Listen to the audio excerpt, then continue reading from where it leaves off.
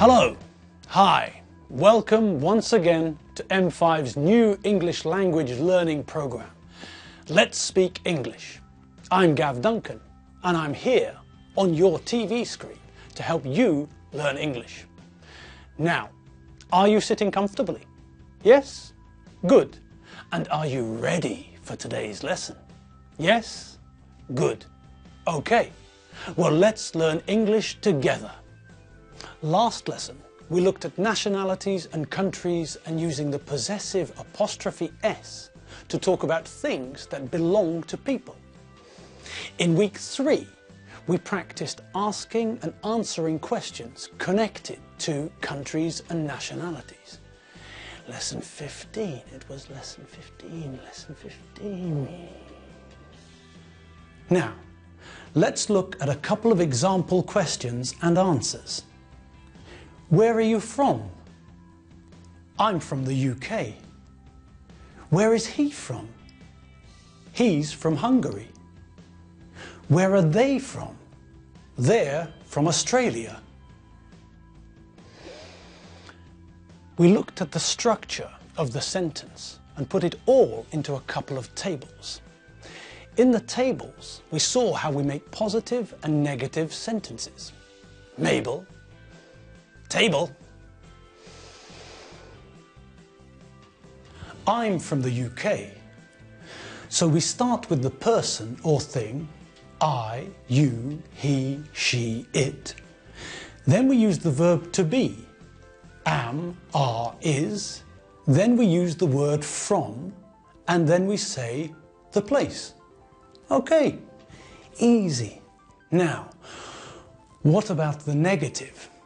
Well, how do we make the negative version of the verb to be?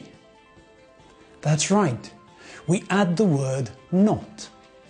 Okay, so when we make a negative sentence with the verb to be, where do we put not? Do you remember? Here's a reminder. I am not or I'm not. You are not, you're not, or you aren't. He, she, it is not. He's, she's, it's not. Or he, she, it isn't.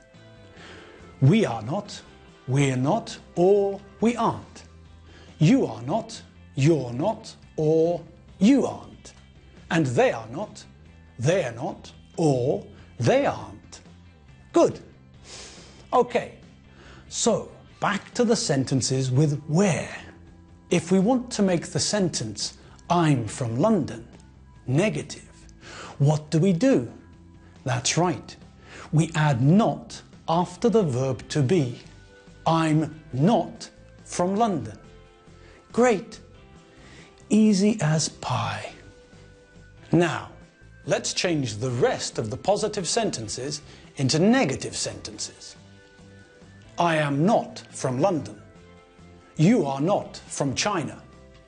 He is not from Belgium. She is not from Venezuela. It is not from Japan. You are not from Canada. We are not from Mexico. They are not from Poland. Now, after we practiced making positive and negative sentences about where people come from, there was only one thing left to tackle, the question. This was very simple too. Do you remember what happens to word order when we make a question? That's right, the word order changes. Okay, Mabel, it's time for the table. Frankie Hoffman, to be, from, Canada.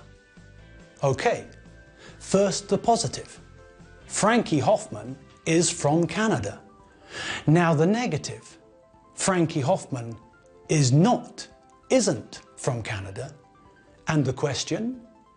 Is Frankie Hoffman from Canada?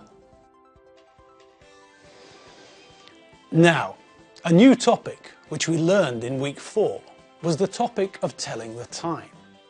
We learned how to tell the time on the hour, which is very easy. Lesson 17, lesson 17, lesson 17. The time is 1 o'clock, or it's 1 o'clock. The time is 2 o'clock, or it's 2 o'clock. The time is 3 o'clock, or it's 3 o'clock. The time is 4 o'clock, or it's 4 o'clock. The time is 5 o'clock, or it's 5 o'clock. The time is 6 o'clock, or it's 6 o'clock. The time is 7 o'clock, or it's 7 o'clock. The time is 8 o'clock, or it's 8 o'clock. The time is 9 o'clock, or it's 9 o'clock. The time is 10 o'clock, or it's 10 o'clock. The time is 11 o'clock, or it's 11 o'clock. The time is 12 o'clock, or it's 12 o'clock.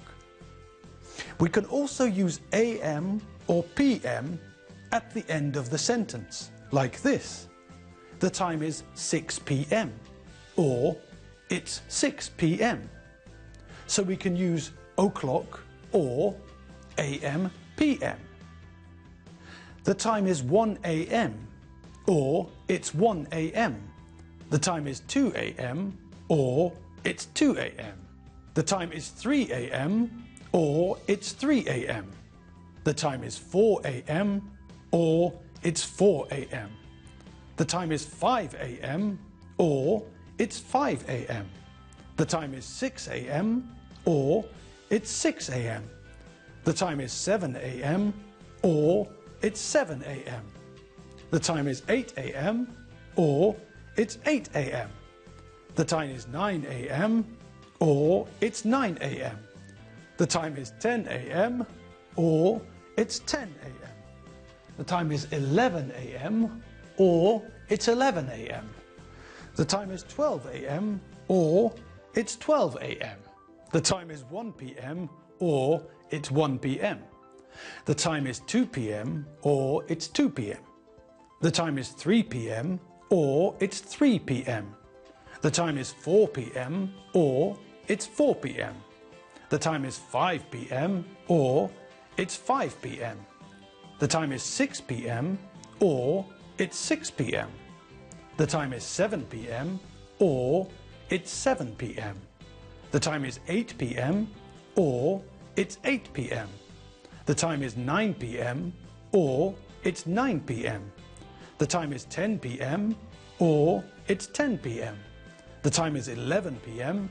or it's 11 p.m. The time is 12 p.m. or it's 12 p.m. We learned how to ask people about the time in 2 different ways. In lesson 18, we learned how to give more information about the time. We learned to tell the time when it's not on the hour. We learned that from 12 to 6 is past the hour, and that from 6 to 12 is to the hour.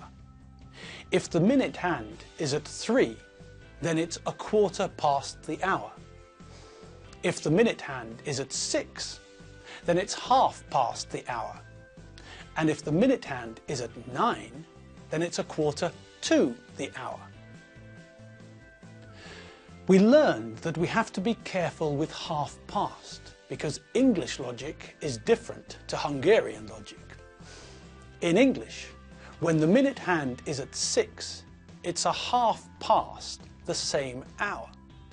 In Hungarian, when the minute hand is at 6, it's a half to the next hour.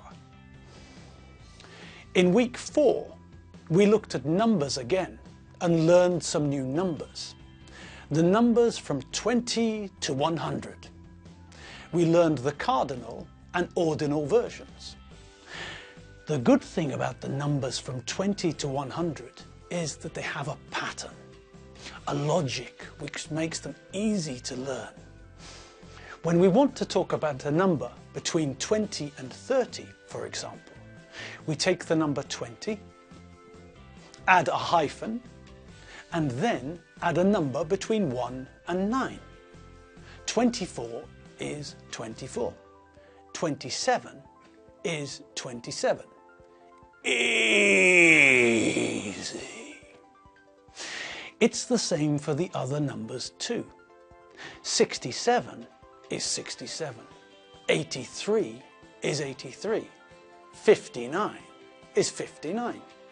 Simple.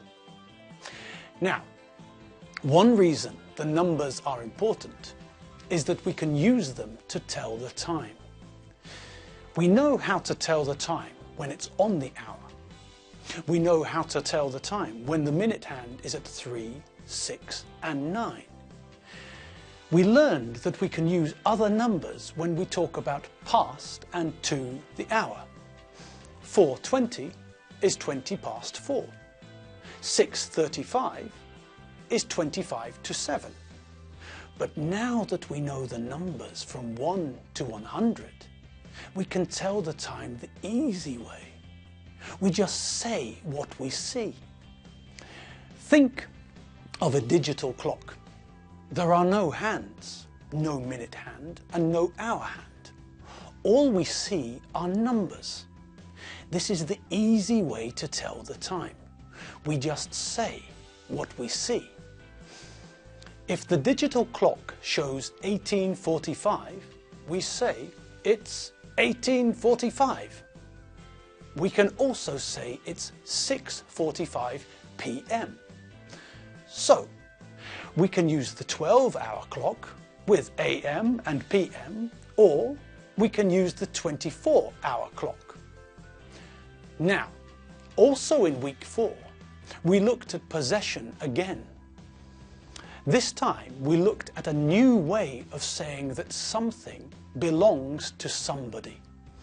Do you remember? We used have and have got. Mabel? Table.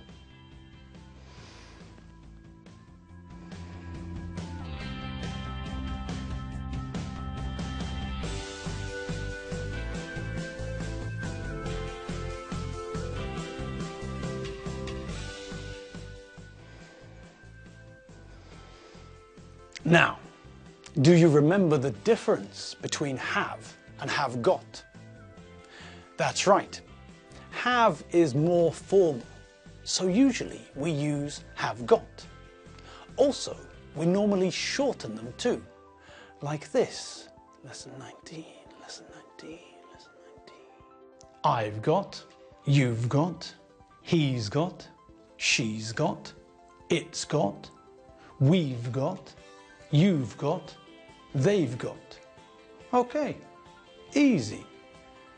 Now, how do we make a sentence with have got?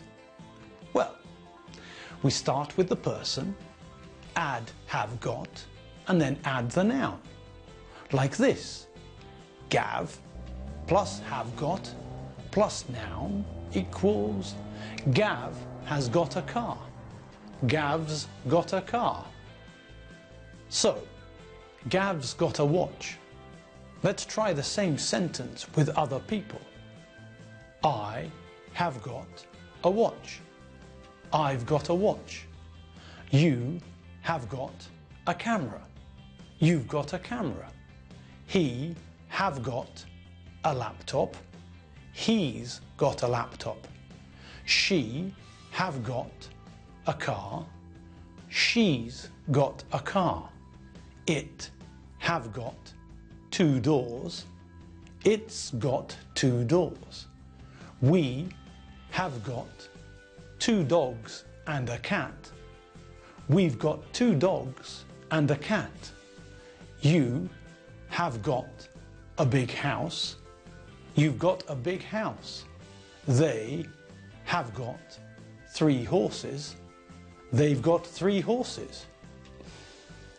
Great. Okay, well, that's all we have time for today. Today, we looked at what we learned in week 4. Next lesson, we'll revise some more of week 4. I'm Gav Duncan. I'm not Michael J. Fox, and I'm not Clint Eastwood. I'm Gav Duncan, and I'll see you next lesson to revise what we learned in the 4th week of M5's brand new English learning language program. Let's speak English. See you later. Bye.